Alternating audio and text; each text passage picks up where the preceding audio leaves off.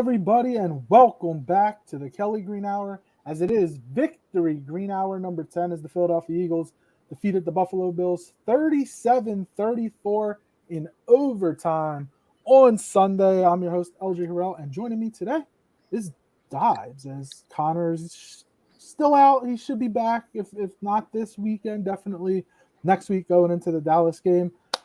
Dives, how's it going, my friend? I'm doing great, man. You had a great Eagles victory on Sunday. A great heart palpitations throughout it. Yeah, we're going to talk about it. A great Sixers victory on Monday. The Phillies winning all over the place, man. Well, one of the teams is actually going to get past the second round. I don't know which one that is. Facts. We're talking an actual team that wins. We're not going to bring up that other team that nobody cares about. That is probably going to move to Jersey because they're not going to be able to get their own stadium, in Philly, whatever. But before we jump into the Eagles-Bills game, as always, follow the Kelly Green Hour on Twitter at Kelly Green Hour. Follow me on Twitter at LJHarrell54. Follow Dogs on Twitter at Mr. Crockpot. And follow Connor on Twitter at Connor10. Follow Edge of Philly Sports on Twitter, YouTube, and Facebook at Edge of Philly Sports. And if you're joining us live, let us know your thoughts on the game, your big reactions, the biggest takeaways from the game. Let us know. We will definitely dive into that. But I want to start, dude.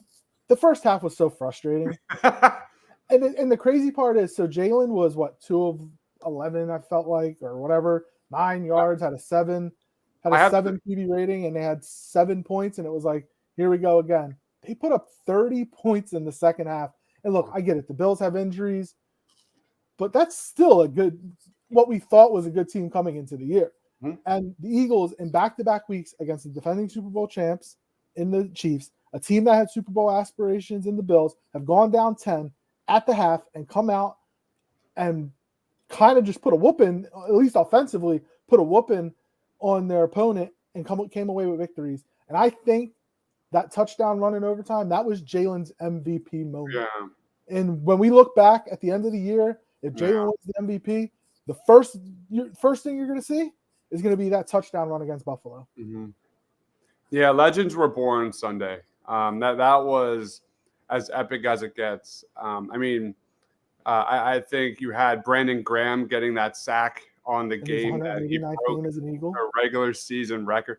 Just a special moment. And then you had Jalen Hurts with not an MVP moment. That was an Eagles legendary moment that we're going to remember for a long time. That's a play that when he crosses the end zone, looks up at the fans, that was just a special moment. That was one of those moments where I internalize when I get really excited, and I was just mind blown. I could not believe what was going on. That was one of arguably the best Jalen Hurts play ever, and it was awesome, man. That Vikings touchdown run he had last year, and I know it was only in week 2, the one where he broke, or he from 5 yards out kind of just carried 5 people. That was pretty good. That was a pretty epic play too. It's incredible given the fact that he was so bad in the first half. People want to dog Brian Johnson and stuff like that. A lot of that blame goes on Jalen Hurts in the first half. He was not making reads. He was making wrong decisions with the football. The RPO was a mess. The team just was a hot mess. Jalen Hurts in the first half, 4 of 11, 33 yards and a pick. He did have 6 carries and 23 yards and a touchdown, but he also had a fumble. The Eagles had 2.5 yards per pass. They had 31 total yards of offense in the second quarter. And most ridiculous stat in the first half was they had 0 third down conversions. They were while something. The Bills were converting third downs at will, pretty much. Yeah, and then the second half happened, and Hurts went 14 of 20, 167 yards, 3 touchdowns, a rushing touchdown, no interceptions, a passer rating of 134.8. Again, at some point, we're going to need to see this Eagles team play 4 quarters because it's getting kind of nauseating that the Eagles are playing with our emotions this much because let's be honest, man, I went through the entire gambit of the emotional self-regulation spectrum on Sunday. Like I was disappointed, I was depressed, then I went excited and I was happy, and I was like, oh no, the Eagles went 3-and-out, and then maybe it's not happening, and then the Eagles came back and won it in overtime. It was an emotional game. It was an up and down game. Like you said, led by an MVP performance by Hurts.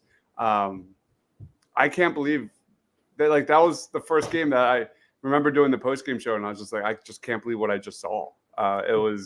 It's truly incredible how the resiliency, the level of unbreakability of Jalen Hurts as a leader, that never say die mentality, and how much that trickles down into other players on this roster, especially young players like Jordan Davis and Jalen Carter, which we'll get into.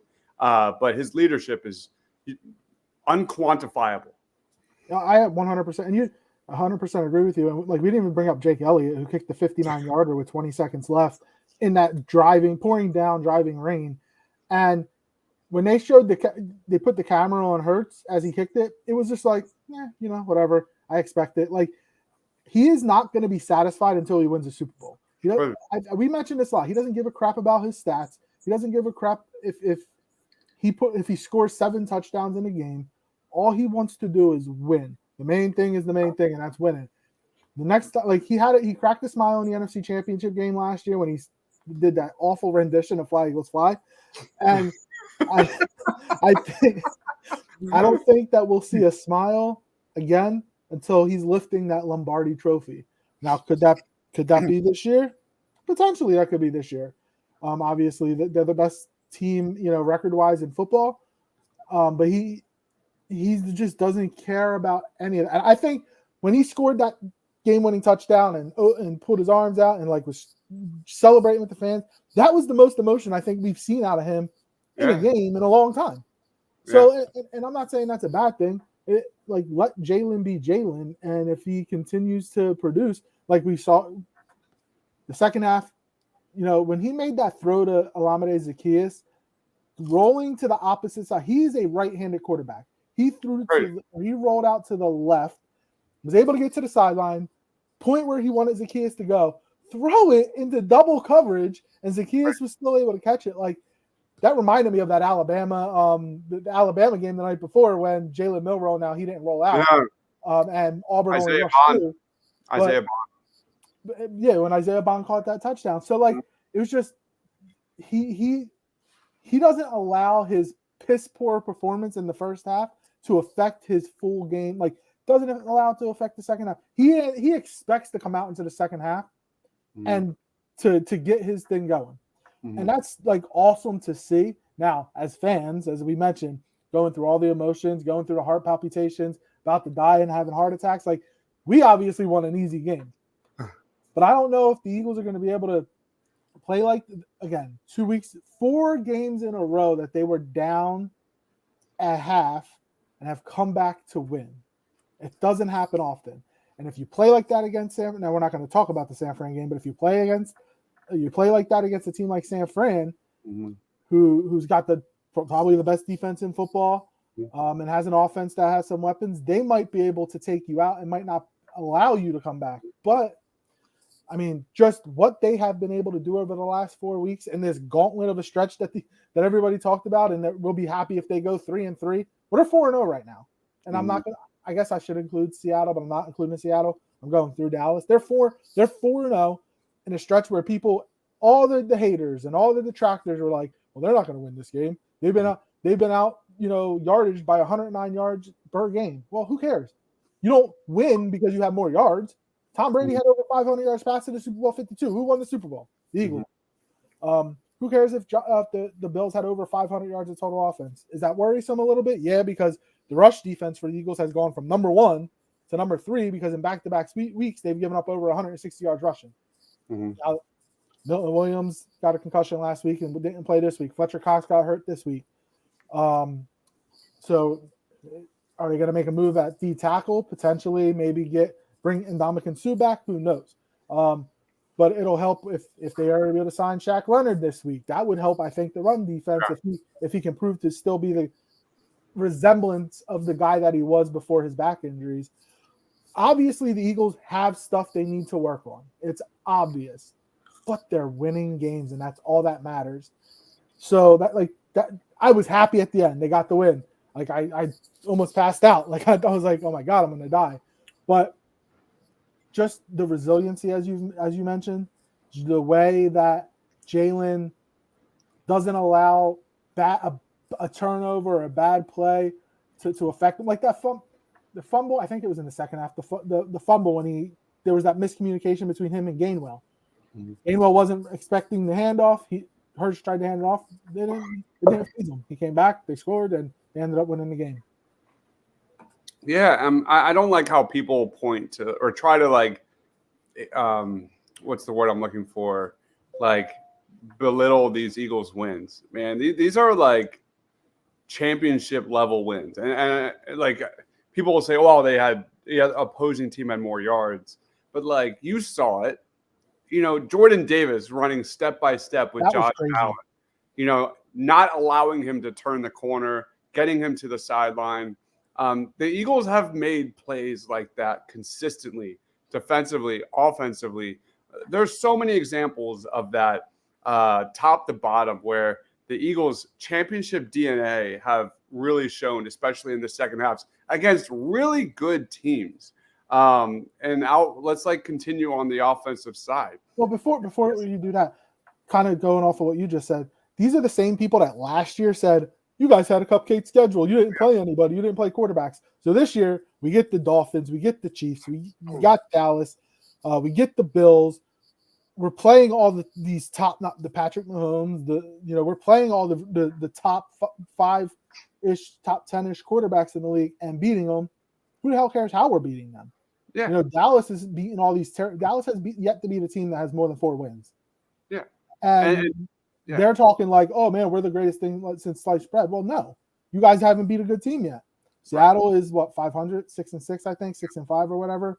If they beat Seattle this week, it'll be the first time they beat a team with a winning record. Like, they have to go out there and prove it now. If those fans can tell us that last year was a fraudulent year because we beat all bad teams, even though we went to the Super Bowl and held a 10-point lead at halftime, and if it wasn't for a fraudulent call, maybe what happened at the end of the Bills game could have happened at the end of the Super Bowl for Hurts, then we would have a different story today. But the Eagles are playing really good teams. Like, you're not going to blow every team out. These Super Bowl quality teams, you're not going to blow them out by 3 touchdowns every time. No, you're going to have to battle. And I think being in these physical matchups and these battles is going to help this team going forward throughout the rest of the year and into the playoffs. Absolutely. And there were signs that the momentum was shifting to the Eagles' favor pretty well in that second half. Like, you look at the Eagles' ability to get DeAndre Swift more involved with the offense. Swift had 3 touches in the first half. In the second half, that's criminal, by the way. Yeah, it's ridiculous. That's where Brian Johnson comes in.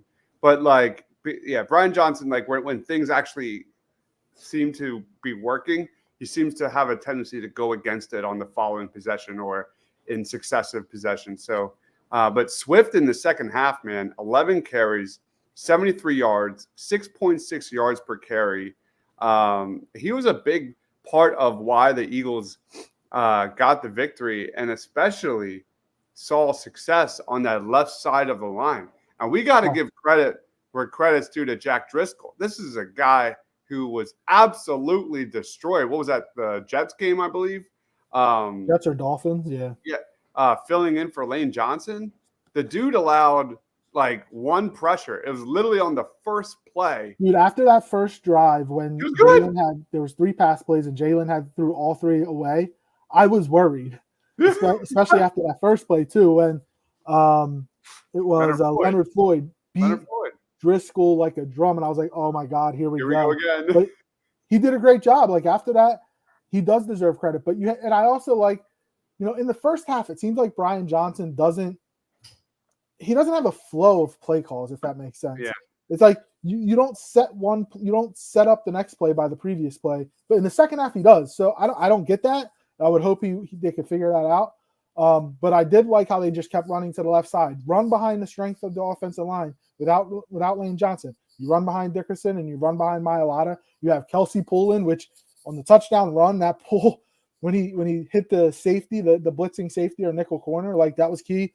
A key block and getting Jalen into the end zone. Like Jason Kelce, besides the 2 false start penalties, which I think he had to take a massive shit, so that's why. Because he ended up going into the locker room after that, and I think that's what he had to do.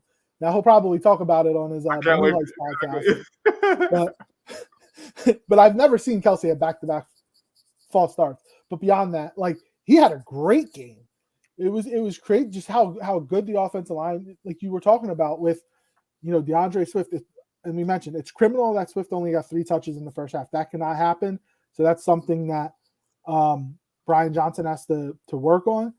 Get your best players the ball. Devontae had a great game. Devontae getting over 100 yards after having 99 yards, 2 of the last 3 games. AJ Brown got a touchdown. He didn't have the yards, but he had the touchdown. And just him being on the field, even if he's going to be a decoy, that pays dividends. And they scored 37 points without Lane Johnson and without Dallas Goedert. Like imagine when they're fully healthy, and they didn't even play a full 60-minute game. I feel like we talk about this way too much. We talk about it week after week after week. The team has yet to play their A game yet, at least to our standards, what their A game should be. And imagine if they do that, like they could put up 50 points easy, and they're 3rd in the league in scoring right now. They're and while the defense is I think 20th in the league in points given up, just they're putting up enough points. Jalen pretty much goes, all right, I know what do I need? All right, I'll get that. And that's what they're doing. And like they deserve all the credit in the world right now. People want to again kill Brian Johnson, but I do want to say this team was perfect in the red zone again. Yeah. Over the last 3 weeks, the Philadelphia Eagles are 100% in the red zone. Remember when we were complaining? Yeah. We were talking, and we were like, why can't they? What's wrong with this? They figured it out. LJ, the Eagles are the 5th best red zone scoring offense in the NFL. That's how dominant they have been. And I think at the lowest point they were 27th. Yeah, they were a bottom tier. Like the play calling, the situational play calling, the red zone with Kenny Gainwell and involving Quez earlier this season was god awful. Mm-hmm. It was. So I'm glad that they figured that out. Now, if we can figure the first half offense out, exactly, it might be unstoppable. I'm not going to call them unstoppable, but might be unstoppable. Trying to think what else on the offensive side of the football. We saw a lot more Pony in the second half than the first half, and I think we saw kind of Jalen Hurts get a little more comfortable in that. I'm really excited to see what the stats look like in that area. I haven't had a chance to look, but I feel like Johnson got a little more creative in the second half than the first half. And I think a big piece of that is just using DeAndre Swift more. So we'll see. No, I agree with you. You just get your weapons the ball. Like he is an integral part. He's better than Miles Sanders. I'll tell you that much. Oh yeah. He was he was showing some burst on Sunday. He was hitting the hole. Like he had some shady in him. He had some LaShawn McCoy in him. On the 36-yard run in the was it the fourth quarter? I think. Like that was big. And then in the overtime, having that big run to get inside the red zone. Like they were huge plays for the offense. Yeah, he had a 16-yard run in overtime. That was just massive. That was absolutely massive, man. And they're doing more. They're doing more to get him the ball out of the backfield in the passing game. Something you really couldn't do with Miles Sanders. I know Kenny Gainwell had a nice run in was it the second quarter or fourth quarter? I think it was fourth quarter. All right, I know. He was definitely involved in with the game on the line. 151 remaining. We had a couple of screen passes to Kenny Gainwell, and the entire time in that end of the fourth quarter, all I was yelling at the TV was just hold on to the damn ball, Kenny. Hold on to the ball. Just run out of bounds. That was literally all I was yelling. Man, I kind of feel bad for Rashad Penny because I really wanted to see what Penny could do behind this offensive line, but some reason he just can't get on the field. And it is pretty much a 2-man running back. I mean, it is Swift and it's Gainwell. I mean, and then Jalen Hurts, obviously. Scott may get a carry here and there, but that drive to go down to get them in the field goal range at the end of the fourth quarter, man, that was just they did everything right that they needed to do, and man, we talk about special teams a lot, and you mentioned it, I think, in the pregame show. We talked about how Braden Mann has been really good. Britton Covey has been outstanding. I think he's second in the league or whatever in return or return yards or yards per return. But Jake Elliott, man, if it's a beyond 58 yards, I have more faith than if he's kicking under 40 yards. It's weird because he's so clutch. And like we talk about Justin Tucker being the GOAT, being the greatest kicker of all time. Man, Jake Elliott, if he continues with what he's been doing, he might be up in that echelon. I feel bad because I started the show saying legends were born on Sunday, and I mentioned Jalen Hurts, and I mentioned Brandon Graham. I apologize. Jake Elliott should have also been in that sentence because that was, again, a legendary kick by Jake Elliott in the weather, in that wind. Remember, it was nuts. Was it 0-2 Vinatieri's kick against Oakland in the snowstorm? That was Elliott's snowstorm kick. It was just in a driving rain. And the way it came out, I thought it was gonna kind of go right. Hook. Yeah, it looked like it was gonna hook, but it just stayed tight and just went right over. He knew exactly that right corner. So he's a really good golfer. Like I'm pretty sure he's scratch handicap golfer. He kicks like he's golfing. Like he knew he couldn't get that up high. He needed to hit a line drive. And that's exactly what he did because I don't think it was that windy, but trying to get through that rain, anything could happen. Yeah. But yeah, it was just great. Another guy, Jalen Carter, man, he had a block. He talked about, so you know how he always talks about in his after game press conferences, he's like, I watched video of this. I watched video of that.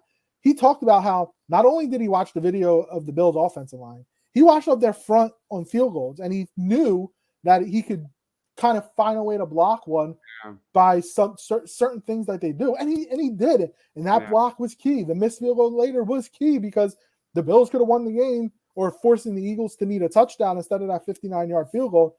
It's just the little things that the Eagles do that other teams aren't doing right now against them that's helping them win these games.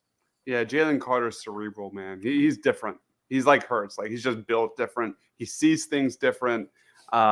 He's just different. Like that was. Are we talking about defense now? Are we going to shift? We can talk about defense. Yeah, it was awesome to see Jalen Carter and Jordan Davis really step up for this defense. And before I get into them, I think it's important to shout out just how great Josh Allen was. I thought he was a superhero out there.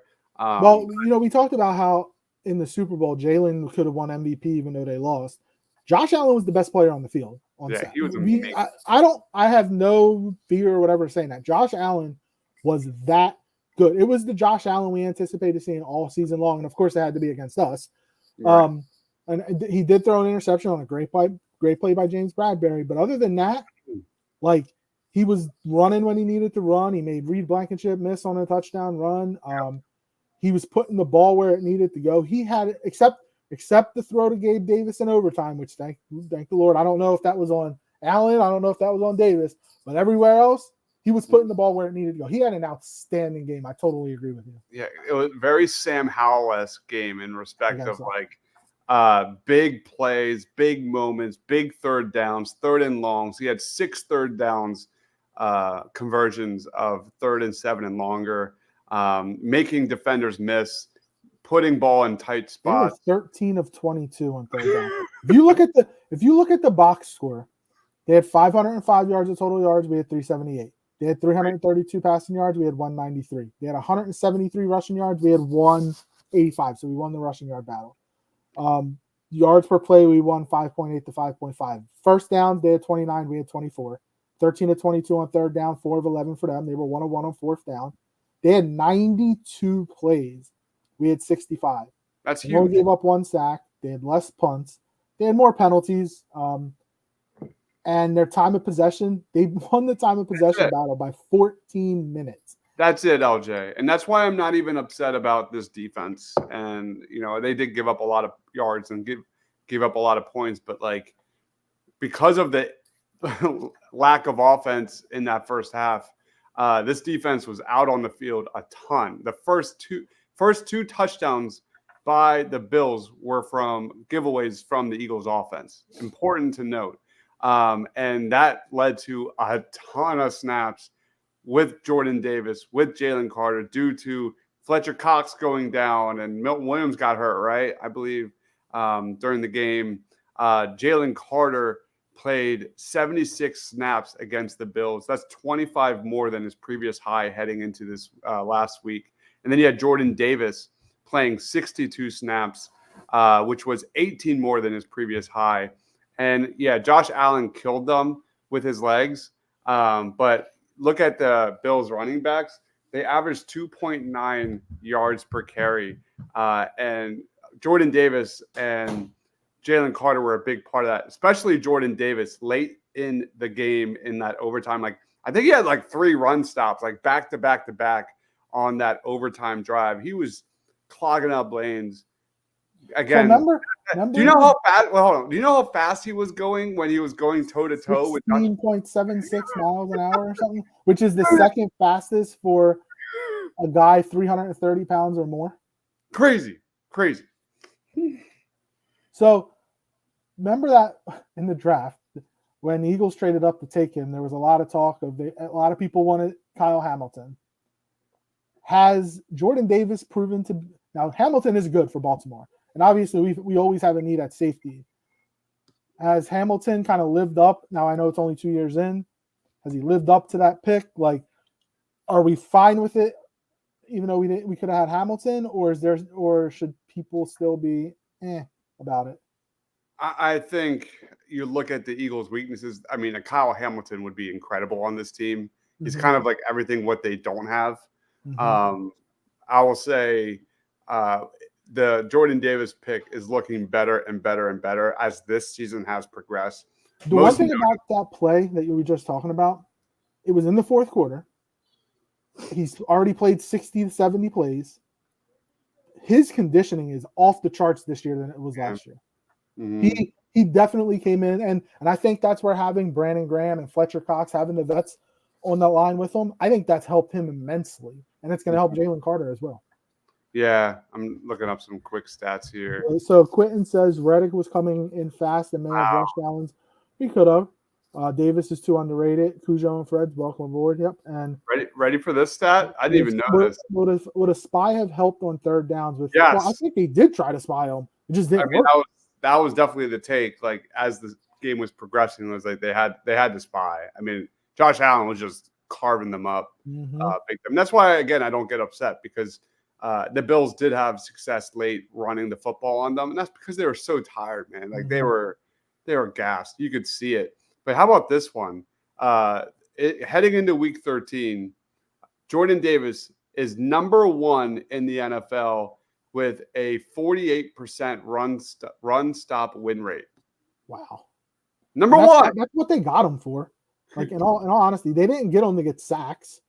They got him, and I know a lot of people say, well, if you're drafting somebody at 14 overall, like they need to be able to produce, put numbers on the board. But that's not what he is here for. He is there to clog up the middle and help the defensive ends, Josh Sweat and Hassan Reddick and even Jalen Carter now. Like he's there to help them get to the quarterback. He's there to, if he can get to the quarterback, that's just a bonus. But if he can help stop the run, which is something they haven't done in the last 2 weeks, and as you mentioned, especially this week, they got gassed in the second half because there was just no bodies at defensive tackle. Tuilopo played a little. Milton Williams was out. Ojomo, I think, was inactive, if I'm not mistaken. Yeah, I don't remember seeing. So, and when Fletch went down, like that didn't help. So they would put Brandon Graham in at defensive tackle. Hey, Brandon Graham even had a sack. Like, so that was awesome. It was great. It was great to see. Like, and I want to talk about Brandon. Did you see the video on the field goal in overtime? No. The Eagles put out. So the Eagles put out a video of, because he was mic'd up, and as they're going through the field goal, Brandon Graham's just like, you don't know Jalen like I know Jalen. We're gonna win this. Like it's over. Like And this is during the field goal in overtime that the Bills were kicking. And then what happens? Jalen goes down the field, scores the touchdown, they win the game. It was just great. Brandon Graham, man, I know he's on year 14. He wants to get to 15. Like if they can figure it out, he could come back next year. Like he's such a great like Eagle when it comes to just being an ambassador for the team. And like that's somebody that you want around in the building around the young guys that you're going to bring on the team. Yeah, I was a little shocked to see Nolan Smith play so little on Sunday too. That was something with Derek Barnett not being on the team anymore and all the injuries and things like that. I thought we would get a little more snaps from Nolan Smith. So he didn't get his time yet. That was the one kind of thing. Why do you think he only had 11? There was 92 offensive plays. He had 11 snaps. Why do you think they're not like, I don't want to say they don't trust him, but like he can get after the quarterback. And if you wanted somebody to spy Josh Allen, I think he could have done it. And I think the thing we saw was Jalen Carter actually got snaps at edge against the Bills. So that's interesting. He's like Aaron Donald because Aaron Donald moves all over the line for the Rams, at least in his dominant younger days when he was winning Defensive Player of the Year. So Jalen Carter, like he might turn into the Aaron Donald type of player for the Eagles, where he'll start at tackle, he'll go to end, they'll figure out where the weakness is, put him over that guy, and let him go. In the second half, figure out where the weakness of the opposing offensive line is. Yeah. But yeah, I saw that too. He was out on edge, and we'll see what happens. Going forward, and the Bills' offensive line is good. Like it's not like it's a joke of a line. So they were able to get pressure a little bit on Josh Allen when they needed to. There was a lot of times though where it felt like Allen was making a sandwich in the backfield, and it was annoying and it was frustrating. But they got timely pressure when needed. We talk about the Eagles potentially getting lucky in some of these games. Obviously, the penalty disparity, that's on the Bills. They were playing on discipline. Early in the game, that pass to James Cook, where he cooked, I think it was Morrow. I mean, that could have been a touchdown. That could have been the difference in the game. There's certain plays, certain aspects of the game. What kind of hoagie? There are certain aspects in the game that you're gonna have to make a play. You're gonna have to catch a pass. That's gonna help your team. And the Bills did not make those plays, and the Eagles made them late, and that was the big difference. Talk about championship DNA, man. That read by James Bradbury to come off his man, read the slot wide receiver. I forget who it was. I don't know if it was Diggs or what. It was Diggs, the slot. It was Diggs. And jump on that ball was such a momentum shifting championship DNA play. That was phenomenal. Just a phenomenal. Because I think 3 plays later was the touchdown pass to Zacchaeus that gave the Eagles the lead. Because the Eagles were down 24-14. They scored the touchdown, got 24-21. I think that was the touchdown to Devontae to get to 24-21. And then you get that interception. And on 3rd and 15, you get the Zacchaeus touchdown, and the Eagles have the lead. Now, Bills did come back to take the lead, but that's huge because it could have went from instead of 21, instead of 24-21, it could have been 31-21, and we might be talking a totally different, having a totally different conversation right now than we're having. Absolutely. And, we've killed Bradbury on these shows for a good amount of time here. Darius Slay deserves a shout out. He only allowed 1 catch on 5 targets for 20 yards on Sunday against the Bills, man. He was everywhere making plays. So it's like, I don't want to hear all this BS because there's been a lot of BS, especially from Cowboys fans and Niners fans complaining about the Eagles getting lucky and the penalties and stuff. The Eagles have been making plays. Yeah. These fans who are complaining just aren't watching the game, man. There's so many other moments in a football game beyond a simple penalty. It's not a mistake that the Eagles are 27-2 and Jalen Hurts has 29 starts. That's not a mistake. They are that damn good with Jalen Hurts. Like Jalen Hurts is just a win. He lost, I think, 4 games in college. I think in his last 34 games, the Eagles are 30-4.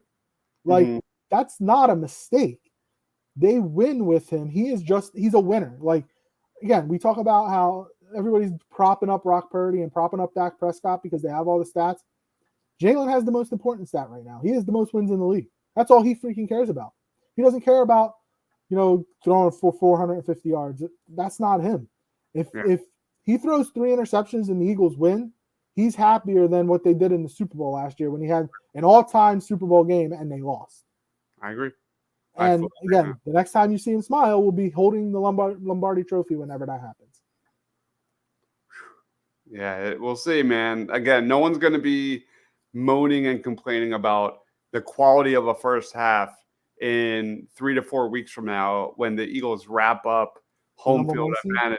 Yep. And Jalen Hurts' numbers at home are ridiculous. Like, he's got like a 112 quarterback rating. Dude, his numbers when trailing in the second half or in the fourth quarter are ridiculous. He's the best quarterback when trailing in the NFL. So Anthony says, I thought at first here we go, Bill.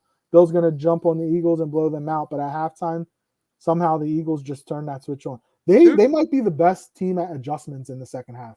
Now, obviously, we want them in the first half. Yep. But they make adjustments on like Andy Reid never made these adjustments when he was the coach of the Eagles. It was let's do the same thing. Like Andy Reid's his first 15 script is a lot better than Brian Johnson and Nick Sirianni's. But the second half, play calling and situational awareness and just coming out of the locker room is a lot better for this coaching staff. Yeah, so they held the Chiefs. The Eagles defense held the Chiefs offense to 0 points in the second half. The Dolphins had 7 points in the second half. I forget what week that was. And then what was the Cowboys real quick? I'm going to pull up the Cowboys game. The Eagles, the Dallas Cowboys had 6 points in the second half of that game. And it is kind of that Jonathan Gannon, bend don't break defense, and they make some big time play. They're starting to get defensive takeaways. Desai and Gannon are kind of from the Vic Fangio tree of defense, so it doesn't surprise me like that they're similar. But if we had Sean Desai as our defensive coordinator in the Super Bowl, we win the Super Bowl because he would have made adjustments, unlike Jonathan Gannon. Fair. We wouldn't have got beat on the same play on the opposite side of the field twice. There have been so many. What was the game? Was it the Colts? No, it wasn't the Colts. The Rams. Was it the Rams? This year? Yeah, this year. I think it was the Rams where they got carved up from the slot. And like, Cooper Kupp was in the first drive. He had like 6 catches. It was ridiculous. And in the second half, nothing. Yeah, nothing. Adjustments by Sean Desai. Like again, I hope it doesn't happen, and maybe it won't. There's a possibility the Eagles could lose both coordinators again. They lost Gannon and Steichen last year.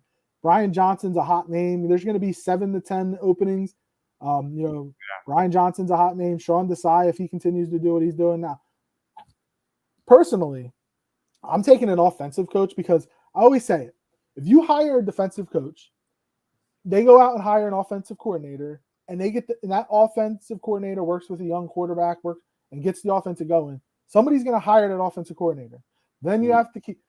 So it could be a different offense like Justin Fields is going through that. He keeps getting these different offenses because he has a defensive coach in Matt Eberflus. Good luck on the job search, Brian Johnson. As long as nobody gets hired as a head coach, he'll be back. Meanwhile, Jeff Stoutland is still in Philadelphia, and I'm not complaining one bit. Well, I don't think he wants to be a head coach. He's fine. I want him and Kelsey to stay as long as he wants. Frank Reich, Frank Reich just got fired. Frank Reich could potentially come and be a. We'll touch on that in a little bit. Frank Reich could potentially come and be like do what Fangio did last year and just sit upstairs and help out the offense or help out. Like it doesn't. I want to bring Deuce back. Like Deuce got fired too. I'd bring Deuce back. Oh yeah. I love Deuce. So Anthony says, I lost respect for the Bills when Lawson Oliver and others were going to the fan just because the Bills players were pissed off. And I think it was Was it Lawson that pushed the guy? Yeah, I believe so. Yeah. And who's 97 for them? I don't remember. Can't remember his name now off the top of my head, but he was claiming that the fans were threatening his family, and that's why he went over there. Like bunch of BS. There's a bunch of video out there, and you can't hear There's anybody. no threatening. It's so stupid. All right. Stupid. So it was a big win for the Eagles. They're 10-1. This gauntlet that everybody talked about, they haven't lost a game yet. They have San Fran this week, Dallas next week, and then Seattle before they get that, preseason worth of games at the end of the year. What are your final thoughts on the game before we touch base on a couple of things before we finish up?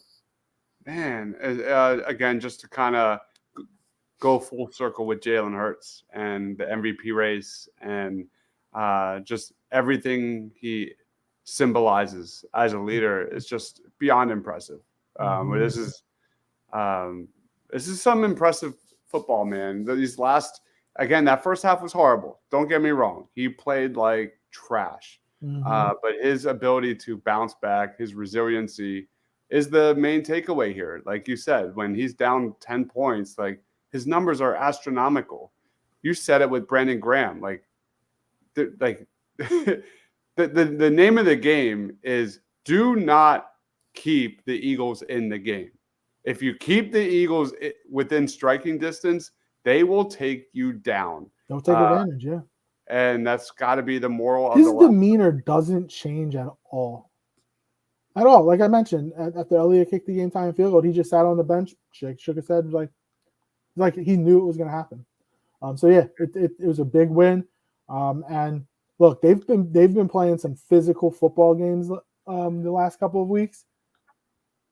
So we'll see. It's going to be another one this week against San Fran. Then Dallas will be physical, and Seattle will be physical. So let's just hope they can continue to stay healthy. Keeping this 2-game lead, 2-game cushion in the loss column for the number 1 seed is huge. Cujo asked, when should we start worrying about the slow starts?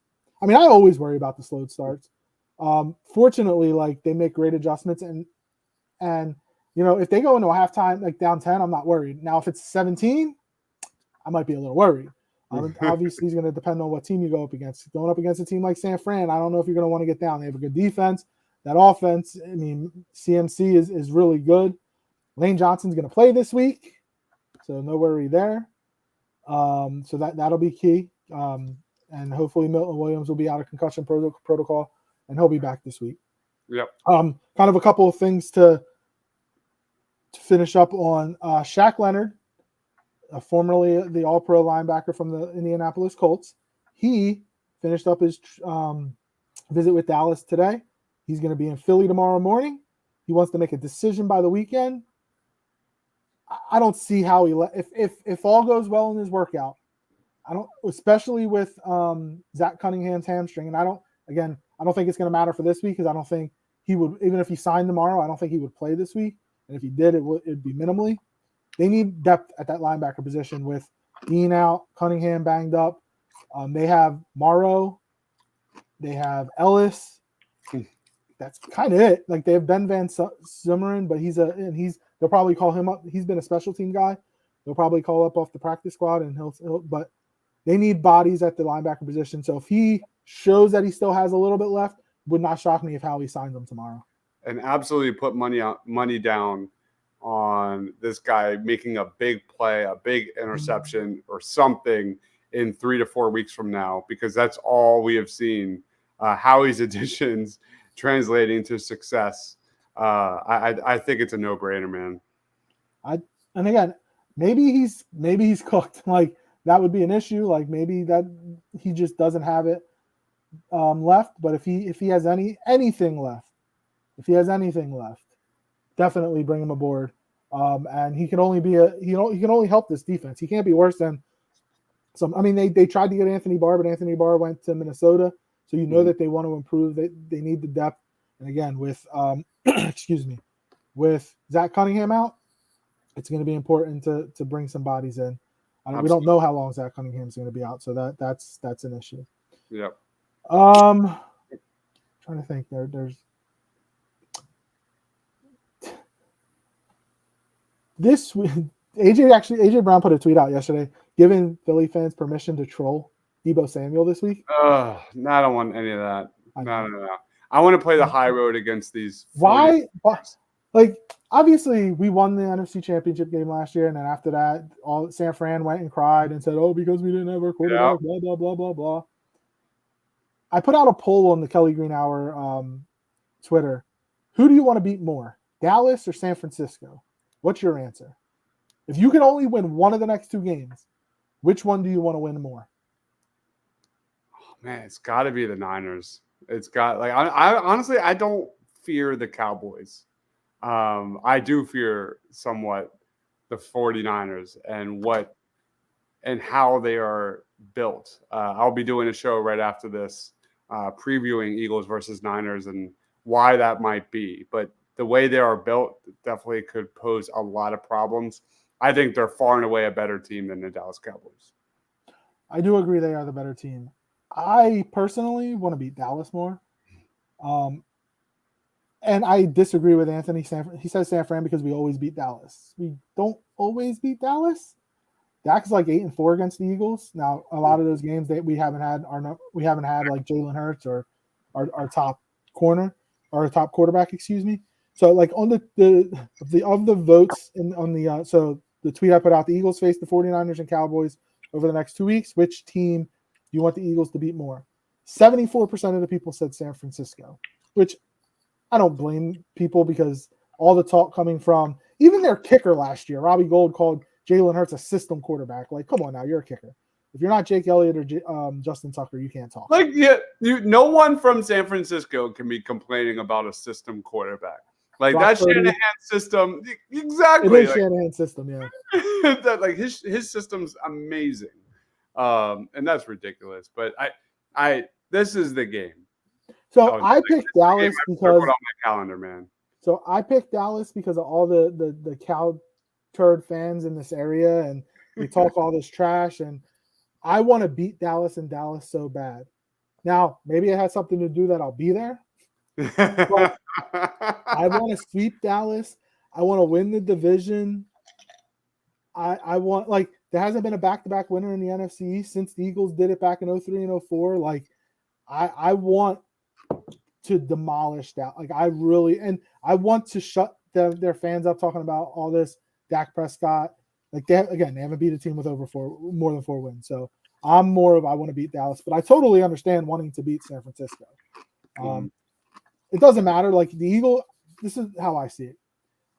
The Eagles potentially could lose one of the next. I think they'll lose one of the next 2 games. I don't know which one yet. And they can finish 14-3 and still have the number 1 seed. I don't see San Francisco winning out. And did you see Dallas's games starting with us? Yes. Dallas has us. Dallas has Buffalo, who's we all know, but they have Miami. Good, they have Detroit, and then they finish off with Washington. So Dallas has we're in our gauntlet now, and then Dallas is about to start their gauntlet. I mean, if we want to say they're starting it with Seattle this week, sure. Yeah. But like, they're going to win. They're going to lose a couple more games. So like, we can wrap the division up. Like, if we win this week, we clinch a playoff berth. But we can wrap the division up and then worry about the number 1 seed. So I'm always on the beat Dallas train. So love it. I totally understand wanting to beat San Francisco. All right. So before we finish off, on Tuesdays we do our unheralded player of the week. It doesn't have to be from the Eagles. It can be anybody in the NFL, and nobody that's like a superstar, somebody that under the radar, but that does something big for their team and comes away with a win. Do you have one? I do, man. I am going to go. I'm a draft guy. I'm a big draft sicko. So I'm looking at that Falcons-Saints game. The Falcons beat the Saints last weekend and led by Bijan Robinson, who had 6. He's like a superstar, though. I would classify him as a superstar type. All right, fine. I don't know, but 16. I'll let you go with that this week. I would classify Bijan as more than an unheralded player, though. All right. But the biggest reason I said that is because the Eagles have the Saints' second-round draft pick, and that's a big loss. So that was a big Well, tip of the hat to the Eagles. when they signed Derek Carr to be their quarterback, our second-round pick was going to look really good. So going with Bijan. Give me Bijan. All right, I'm going with Jack Driscoll. Yeah, we know what the Eagles' record is with and without Lane Johnson. We know how Jack Driscoll looked against the Jets and Dolphins when he had to go in. It wasn't good at all. Mm-hmm. And after that first drive, I was like, oh man, like I mentioned earlier in the show, after the first drive, I was like, here we go again. But Jack Driscoll, really, he wasn't good in run blocking, but in pass protection, he was really good against Leonard Floyd after that first drive. So and Von Miller. So I give Jack Driscoll a lot of credit. Like at least he knew early in the day that he was potentially going to have to start. Because maybe it would have been different if Lane went out there and then after 3 plays had to come off and then Jack Driscoll had to go in. That might have been bad. But yeah, so Jack Driscoll deserves a lot of credit. So he's my unheralded player of the week for week 12 in the National Football League. Guys, appreciate you coming on again. Thank you again over the last couple of weeks for hopping on. My pleasure. Well, Connor has been out. I think we'll be on Friday. Connor should be back this week. I know I've been saying that a couple of times, but I think he'll be good to go. And we will be on Friday night. Get you ready for the Philadelphia Eagles and the San Francisco 49ers. The Eagles have played the Chiefs, which was supposed to be the game of the year, the Bills, which has been the game of the year so far, and now San Francisco, which should be the game of the year so far in the NFL. The Eagles have a huge one, and it's going to be a fun one, and I know you're going to discuss it in about, an hour? Yep. We'll be discussing it later this week here on the Kelly Green Hour. So follow us on Twitter at Kelly Green Hour. Follow me on Twitter at LJRL54. Follow Dodds on Twitter at Mr. Crockpot, and follow Connor on Twitter at Connor10. Thank you all for tuning in. Thank you all for the comments in the comment section. We love the back and forth. For Dodds, I'm LJ. Thank you for tuning in to the Kelly Green Hour.